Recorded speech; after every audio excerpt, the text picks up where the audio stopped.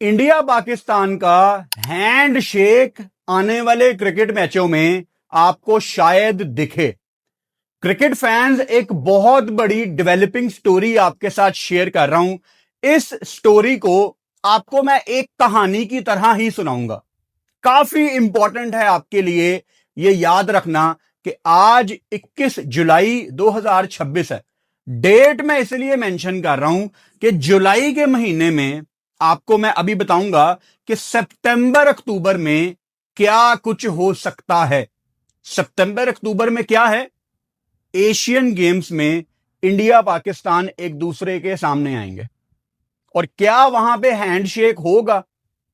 क्या इंडिया पाकिस्तान के cricket relation दोबारा से ट्रैक पे आएंगे? इस कहानी में तीन पार्टियां इन्वॉल्व हैं और ये तीनों काफी इंपॉर्टेंट हैं।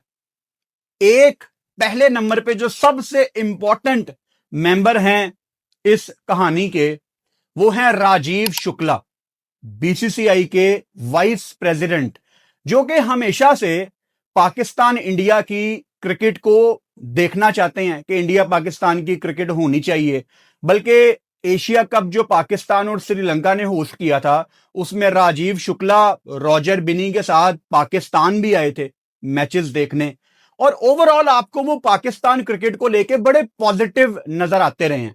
और इस बात पे अनफॉर्चुनेटली उनको इंडिया में बहुत ज्यादा क्रिटिसाइज भी किया जाता है, स्पेशली बीजेपी वालों की तरफ से, क्योंकि इंडिया में अगर आपने पाकिस्तान के हक में थोड़ी सी बात कर दी है ना, तो आपकी मोहब्बत पे डाउट होना शुरू हो जाता है कि यार इस बंदे को मुल्क से मोहब्बत नहीं है। अनफॉर्चुनेटली बीजेपी वालों ने इंडिया में इतना बुरा, इतना गंदा माहौल बना दिया।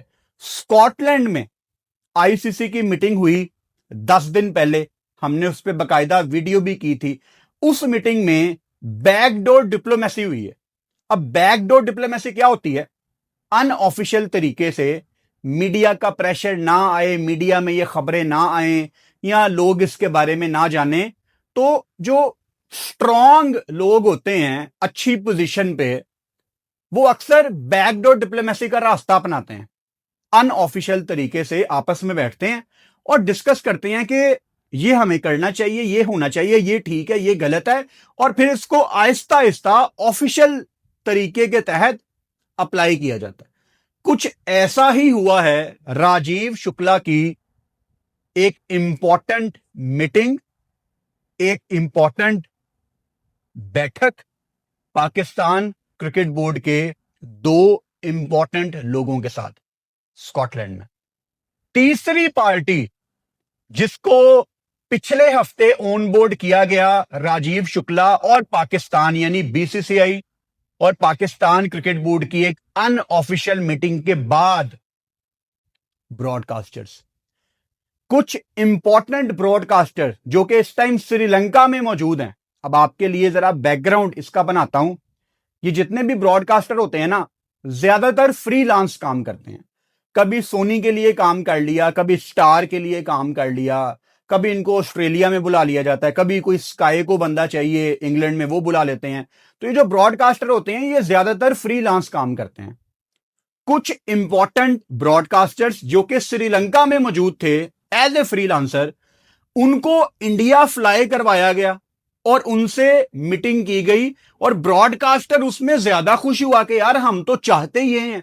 क्योंकि देखें, कॉमन सेंस की बात है कि 2027 के एशिया कप में, जो कि बांग्लादेश में है, ओडीआई फॉर्मेट में है, उसमें इंडिया पाकिस्तान 2 मैच कंफर्म खेल रहे हैं। अगर दोबारा से फाइनल पड़ जाता है इंडिया पाकिस्तान का, तो एशिया कप में 3 मैच। फिर 2027 सेम साल में अक्टूबर नवंबर में आपका ओडीआई वर्ल्ड कप है, साउथ अफ्रीका, जिम्बाब्वे, नमीबिया में। उसमें भी इंडिया पाकिस्तान को ऐसा फॉर्मेट डिजाइन करके दिया गया है जिसमें 2 मैच आपके फिर कंफर्म है, और अगर सेमीफाइनल और फाइनल पड़ गया तो 3 मैच। यानी एक साल में आपके 4-5 बल्कि 5 मैच तो मुझे नजर आ रहे हैं एटलीस्ट। तो अगर आप मिलके एक साल में 5 मैच खेल सकते हो, एशिया कप का फॉर्मेट आपने ऐसा बनाया हुआ है कि इंडिया पाकिस्तान ग्रुप स्टेज के बाद दोबारा खेलें। अब जो कि मैं आपको वर्ल्ड कप के फॉर्मेट वाली वीडियो में ऑलरेडी एक्सप्लेन कर चुका हूं कि वहां सोनी की तो चांदी निकल आई थी ना कि 3 मैच उनको मिल गए। अब स्टार भी चाहता था कि उनको भी एक से ज्यादा इंडिया पाकिस्तान के मैच मिले, तो वर्ल्ड कप का पूरा फॉर्मेट तब्दील कर दिया गया क्योंकि इंडिया पाकिस्तान को एक से ज्यादा दफा ब्रॉडकास्टर चाहता था। तो अगर एक साल में 5 दफा एटलीस्ट इंडिया पाकिस्तान खेल रहे हैं तो व्हाई नॉट बायलैटरल सीरीज। अब यहां पे ना इंडिया में मैं हमेशा मेंशन करता हूं, स्पेशली ये जो बीजेपी वाले हैं ये चूरन बेचते हैं। अब सबसे बड़ी जो डेवलपमेंट है, जो पहला कदम है इंडिया पाकिस्तान को दोबारा ट्रैक पे लाने का, वो पता क्या होगा? एशियन गेम्स में हैंडशेक। और इसमें कहीं ना कहीं इंडियन गवर्नमेंट के ऊपर भी बहुत ज्यादा प्रेशर है। मुझे नहीं पता कि आप यहां पाकिस्तान में बैठ के इंडियन पॉलिटिक्स को कितना फॉलो करते हैं, लेकिन इतना मैं खबरों से जुड़ के एटलीस्ट रहता हूं कि मुझे पता हो दुनिया में इस टाइम क्या चल रहा है। स्पेशली पाकिस्तान को इस टाइम दुनिया में जिस नजर से देखा जा रहा है, मिसाल के तौर आपने इंडिया को जंग में हराया, उसके बाद सऊदी अरब ने आपको बुलाया कि आप आके यहां की सिक्योरिटी देखें, हमारी हिफाजत करें। अब ईरान अमेरिका वॉर में पाकिस्तान का कितना इंपॉर्टेंट किरदार था। इंडिया आपको पूरी दुनिया के सामने एनिमी दिखाना चाहता है, लेकिन दुनिया की नजर में आप इस टाइम एक इंपॉर्टेंट कंट्री हैं। और इंडिया में जो समझदार लोग मौजूद हैं, जो बीजेपी वाले नहीं हैं, उनमें काफी लोग कांग्रेस के भी हैं ऑब्वियसली, वो ये कहते हैं कि अब टाइम आ गया है कि आप ये एनिमी एनिमी वाला खेल बंद करें। ये दुरिंदर रिलीज कर दी, ये जो एजेंडा बेस्ड चीजें हैं ना, इनको आप बंद करें और आप पाकिस्तान के साथ अपने ताल्लुकात, पॉलिटिक्स में कोई आपका बहुत अच्छा दोस्त भी नहीं होता और दुश्मन भी नहीं होता, आपको न्यूट्रल रहना चाहिए। वक्त आने पे दोस्ती निभा ली या वक्त आने पे किसी को आंखें दिखानी है तो आप आंखें दिखाएं। यही इंडिया के अंदर प्रेशर बनाने की कोशिश कर रहे हैं नॉन बीजेपी लोग मोदी गवर्नमेंट के ऊपर कि आपने पाकिस्तान के साथ इतनी खराब कर ली है कि दुनिया को साबित करने में हमें बड़ी मुश्किलात का सामना है कि ये एक दुश्मन मुल्क है, जबकि दुनिया ऐसा नहीं मानती क्योंकि इस चीज का इसलिए से कोई ताल्लुक नहीं है। और ये बात चुभती है बीसीसीआई वालों को, क्योंकि असल में गंदा कौन होता है? बीसीसीआई। वहां पे इंडियन गवर्नमेंट, नरेंद्र मोदी की गवर्नमेंट कंधे पे रख के बंदूक चला देती है बीसीसीआई के कि कोई हैंडशेक नहीं होगा, कुछ नहीं होगा। लेकिन on the other side BCCI तो पाकिस्तान के साथ खेलना चाहता है, क्योंकि क्रिकेट का जो मॉडल है वो है ही इंडिया पाकिस्तान के ऊपर। अब मैं शुक्र अदा कर रहा हूं कि ये पिछले 1-2 साल में आम लोगों को ये पता लग गया है कि वाकई एक ब्रॉडकास्टर नाम की भी कोई चीज होती है। एक इंडिया पाकिस्तान का मैच कितना इंपॉर्टेंट है। यहां पे आपने बांग्लादेश का साथ दिया, आपने धमकी दी कि हम पार्टिसिपेट नहीं करेंगे, आईसीसी आपको मनाने तक आ गई। ये सारी बातें सामने रखते हुए भी ना काफी लोग अभी भी स्पेशली बीजेपी वाले डिनाइल में हैं और वो डिनाइल में रहना चाहते हैं कि नहीं नहीं ये सब बकवास है, इसमें कोई असलियत नहीं है, पाकिस्तान की तो हमें जरूरत ही नहीं है। जबकि असलियत आज की ये है, मैं आपको दोबारा से वेकअप कॉल दे देता हूं कि एशिया कप की तरह इंडिया पाकिस्तान के एक से ज्यादा मैच रखे गए हैं ताकि ज्यादा पैसे बन सकें। हम मानते हैं कि इंडिया ऑस्ट्रेलिया के मैच की बहुत वैल्यू है, इंडिया इंग्लैंड का मैच भी बहुत अच्छा होता है, और मैं ये भी मानता हूं कि पाकिस्तान क्रिकेट टीम की अभी T20 में, वनडे में, टेस्ट में, किसी भी फॉर्मेट में प्राइम फॉर्म नहीं है। तीनों फॉर्मेट्स में इंडिया की टीम पाकिस्तान से बहुत बेहतर है, बहुत सेटल है। लेकिन जो लोग इसको ये कह के बेचते हैं ना कि कोई राइवलरी नहीं है, वो गलत है। क्योंकि राइवलरी का ताल्लुक फॉर्म के साथ नहीं है, उसका ताल्लुक हिस्ट्री के साथ है। और हिस्ट्री ये कहती है कि इंडिया पाकिस्तान दुनिया में जहां भी जाके खेलेंगे वो ग्राउंड जैम पैक्ड होगा, लोग दफ्तर नहीं जाएंगे, बच्चे स्कूल कॉलेज यूनिवर्सिटी नहीं जाएंगे, छुट्टियां मना के आराम से एंजॉय किया जाएगा कि जी इंडिया पाकिस्तान का मैच है।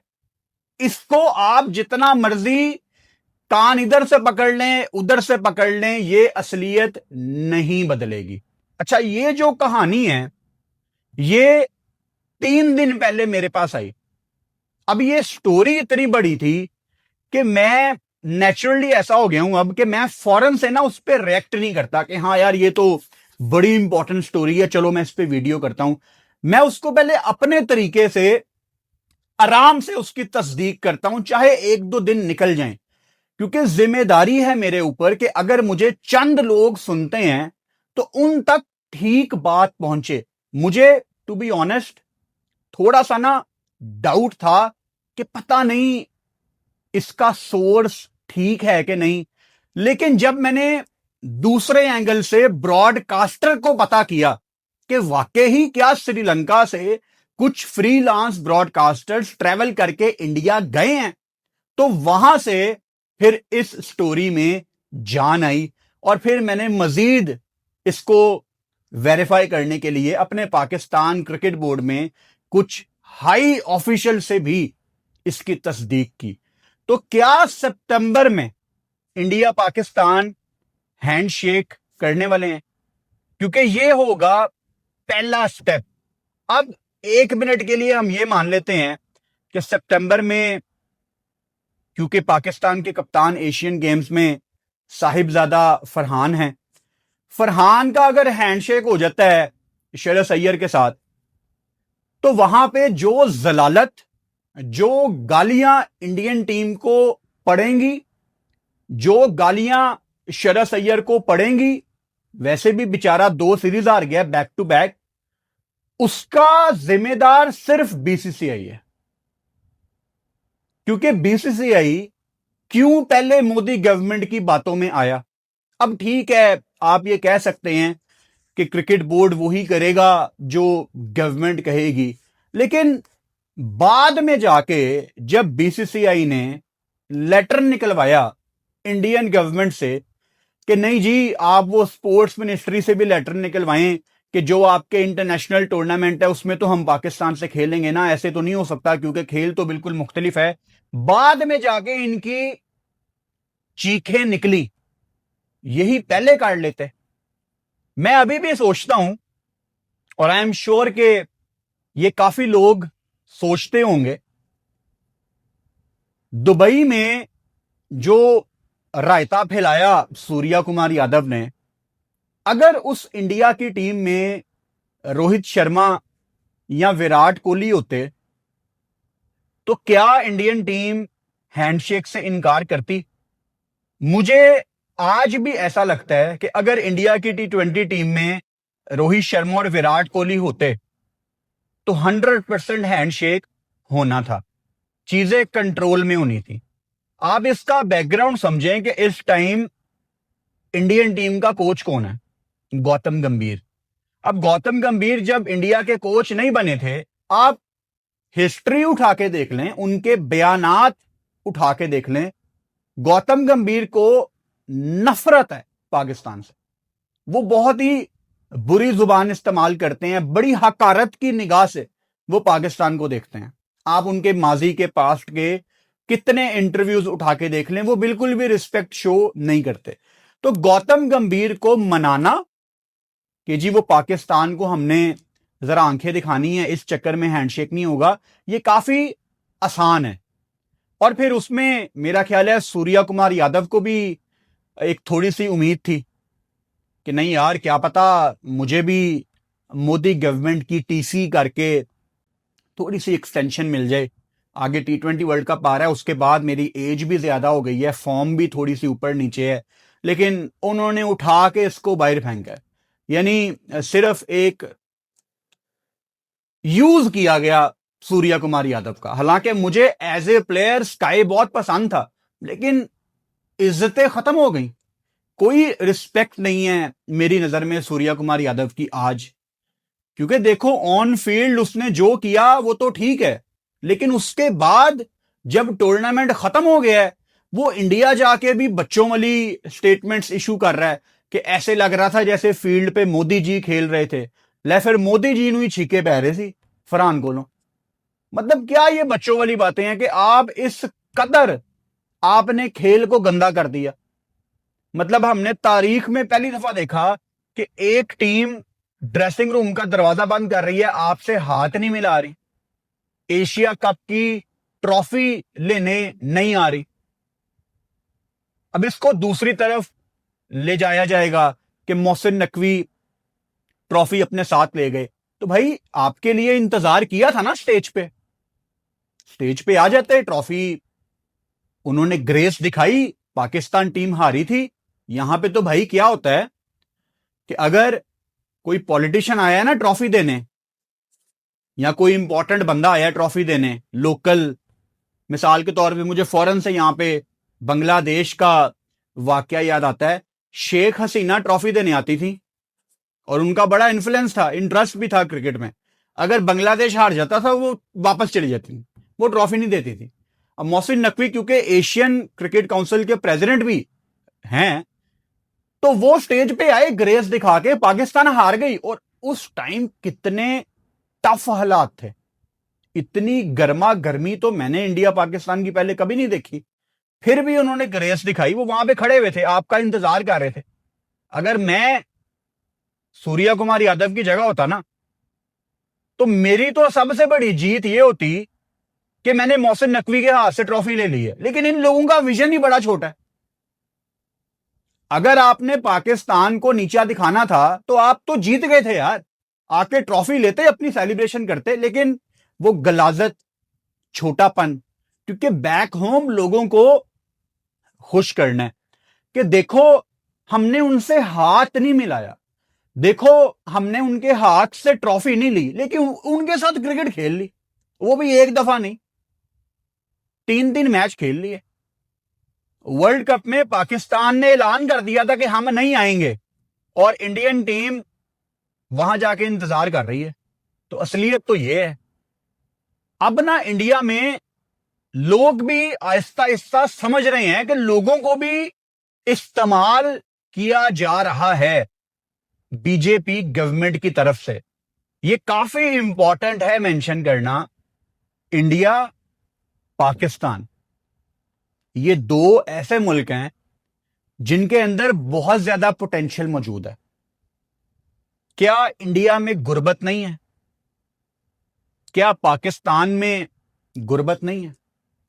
क्या इंडिया में लाखों करोड़ों लोग ऐसे नहीं हैं जिनके पास खाने के लिए रोटी नहीं है? क्या पाकिस्तान में लाखों करोड़ों लोग ऐसे नहीं हैं जिनको काफी मुश्किल हालात से गुजरना पड़ रहा है? बेसिक मसले इन दोनों मुल्कों में हैं।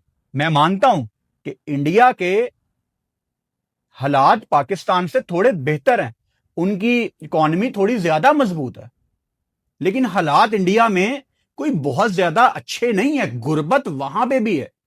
बजाय इसके कि बीजेपी गवर्नमेंट लोगों के, इंडियंस के लाइफस्टाइल को बेहतर करने की तरफ आए, उनके वो चूरन ही खत्म नहीं हो रहे कि पाकिस्तान एक दुश्मन मुल्क है। और बाहर आ जाओ यार इन चीजों से।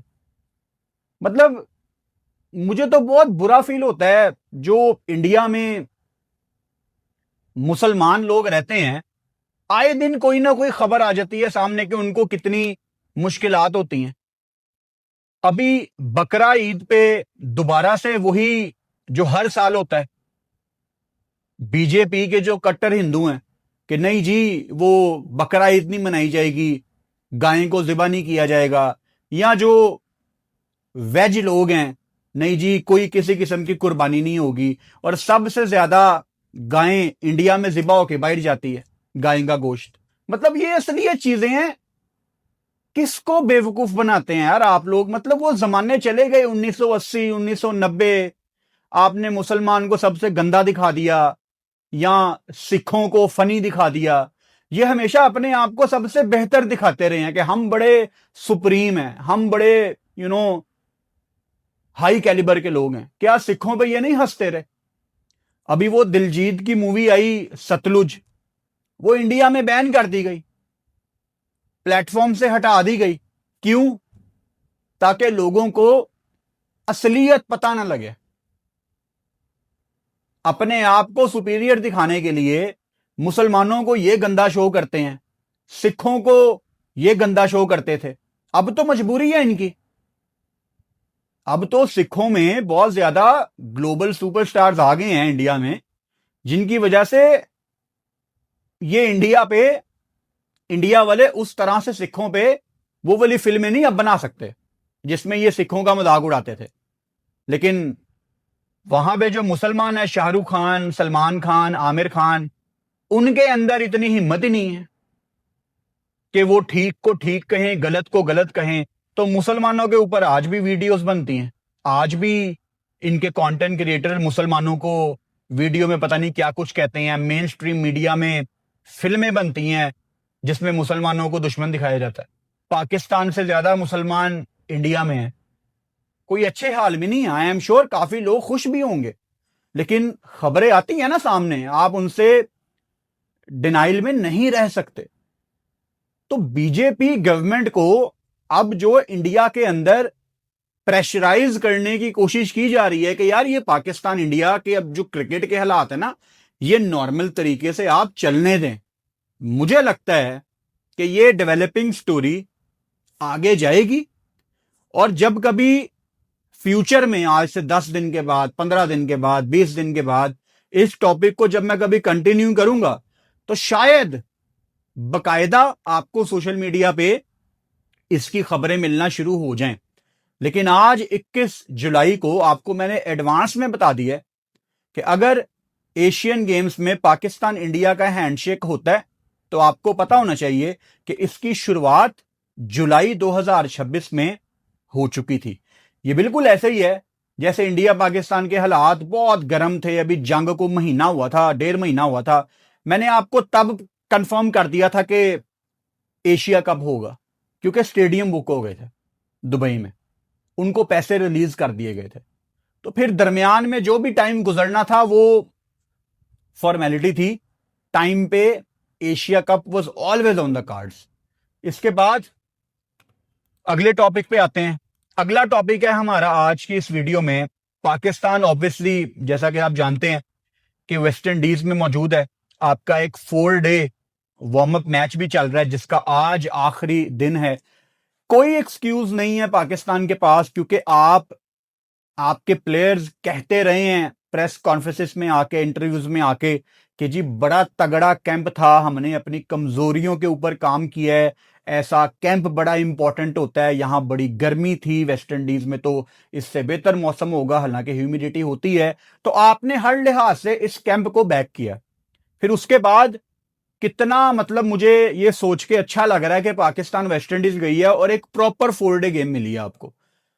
कोई एक्सक्यूज नहीं है। वो जो अक्सर टेस्ट क्रिकेट पे बात करता हुआ, मैं ये बात कह देता हूं ना कि आप उठ के रेड बॉल खेलने चले जाते हैं और आप एक आधी इनिंग्स में आप फेल हो जाते हैं, तो बैटर्स को क्रिटिसाइज करने का ज्यादा दिल भी नहीं करता, क्योंकि प्रैक्टिस ही कोई नहीं है। अब तो आप बड़ा कैंप भी लगा के गए हैं और आपको एक प्रॉपर 4 डे गेम भी मिली है। सो कोई एक्सक्यूज नहीं है। पाकिस्तान को ये टेस्ट मैच पहला तो एटलीस्ट जीतना चाहिए, क्योंकि आपने वहां पे फॉर्म भी दिखाई है। हालांकि वेस्ट इंडीज ने ये जो अपनी सेलेक्ट 11 की टीम बनाई है, ये कोई बहुत उन्होंने तगड़ी टीम नहीं बनाई, क्योंकि उनके मेन प्लेयर्स इस टाइम इंटरनेशनल उनका कैलेंडर ऑन है। श्रीलंका से उन्होंने खेला है, न्यूजीलैंड से खेल रहे हैं, सो उनके प्लेयर्स भी ऑब्वियसली फ्री नहीं है। लेकिन पाकिस्तान ने जो पहली इनिंग्स में बैटिंग की है, 3 दिन का खेल हो चुका है और चौथा दिन आज आखिरी जारी है। अजान अवैस ने 100 किया और बड़ा जबरदस्त 100 किया, आउट नहीं वो हुए, रिटायर्ड हर्ट हुए। रिमाइंडर आपको दे देता हूं कि वार्म अप गेम में सारे बैटिंग कर सकते हैं, सारे बॉलिंग कर सकते हैं। ये जो 100 है ये उनके इंटरनेशनल रिकॉर्ड में काउंट नहीं होगा। इनके साथ ओपन की थी इमामुल हक ने, जो कि सिर्फ 10 रन बना के आउट हो गए। To be honest I am not sure about Imamul Haq. मैं आगे जाके जब हम इसका बकायदा प्रीव्यू करेंगे तो डिटेल में इस टॉपिक को टच करूंगा। आई थिंक आपके पास जो टॉप 3 में अच्छी ऑप्शंस हैं, अजान ओवैस है, शान मसूद है और अब्दुल्ला फजल है। आप अब्दुल्ला फजल को ओपन करा सकते हैं अजान के साथ, या शान को ओपन करा सकते हैं। इमाम आई एम नॉट श्योर यार, मतलब अभी तक इमाम कितने यार, कोई 8 9 10 सालों से क्रिकेट में है और कोई मजा ही नहीं आता इमाम की बैटिंग देखने का। मतलब इमाम का टेस्ट डेब्यू 2017 में ही है ना, चेक कर लेते हैं, 2017 में होना चाहिए। इमाम का 2018 में टेस्ट डेब्यू है आयरलैंड के अगेंस्ट। तो मतलब अभी तक ना इमामुल हक को देखने का मजा नहीं आता, मतलब कोई एक्साइटमेंट नहीं आती कि यार इमाम की बैटिंग आ गई है। तो क्या अर्न किया है इमाम ने। तो मुझे तो टेस्ट में खैर समझ आ जाता था, लेकिन अब मुझे टेस्ट में भी देखने का दिल नहीं करता है इमाम को। बाकी देखते हैं, जब प्रीव्यू आएगा इसको मैं डिटेल में इस टॉपिक को छेड़ूंगा अगेन। शान मसूद ने 70 रन की बारी खेली और अगेन आपको थोड़े अटैकिंग मोड में ही नजर आए। 10 चौके उन्होंने इस बारी में लगाए, आउट हो गए थे। बाबर आजम ने यहां पे 100 किया और अब्दुल्ला फजल ने 50 किया। ये दोनों एक अच्छी बारी लेके आउट नहीं हुए, रिटायर्ड हर्ट ही हुए, यानी ये भी अजान ओवैस की तरह बाहर ही गए। सबको बैटिंग करने का मौका मिला। सलमान अली आगा ने 46 किया, स्टंप आउट हुए। मोहम्मद रिजवान ने 44 और नीचे आमिर जमाल ने 22 रन की बारी। मतलब सबको एक अच्छी बैटिंग करने का मौका मिला। फिर पाकिस्तान की बॉलिंग पे अगर मैं आ जाऊं तो मोहम्मद अब्बास ने ऊपर से एक आउट किया, आते साथ ही आपके नए स्पिनर अली उस्मान, जो कि मुझे लग रहा है कि डेब्यू करेंगे, उन्होंने 2 शिकार यहां पे किए। मोहम्मद अली जिनको पेस की वजह से ले जाया गया और उनका पेस डिस्टर्ब करता भी नजर आया वेस्ट इंडीज की इस इनएक्सपीरियंस साइड को, 3 आउट किए अली ने। आमिर जमाल ने 2 खिलाड़ी आउट किए। आगा ने 4 ओवर किए, कोई विकेट नहीं मिली और साजिद खान ने 13 ओवर किए, 41 रन दिए और कोई विकेट नहीं ली। पाकिस्तान ने 455 पे 4 आउट डिक्लेयर किया था और वेस्ट इंडीज की ये जो सेलेक्ट 11 की टीम है, इनके 268 पे 8 आउट हैं और चौथा और आखिरी दिन इसका आज ट्रिनिडैड में है। और उसके बाद आपकी एक आधे दिन की रेस्ट है और फिर आप प्रैक्टिस शुरू करेंगे और 25 जुलाई को आपका ये पहला टेस्ट मैच होगा। पाकिस्तान टाइम के मुताबिक 7 बजे ये टेस्ट मैच शुरू होंगे और ऑब्वियसली हम लाइव कर रहे हैं, 7 बजे मैं लाइव आ जाया करूंगा और रात को 2-2:30 बजे तक ये टेस्ट मैच चलने हैं। तो फुल मैच में मैं यहां पे आपके साथ लाइव मैच देखूंगा और मैच के बाद रात को ही हमारी वीडियो आएगी। तो इंशाल्लाह ताला कल एक नई वीडियो में आपसे मुलाकात होती है 7:30 बजे रात को। Good night.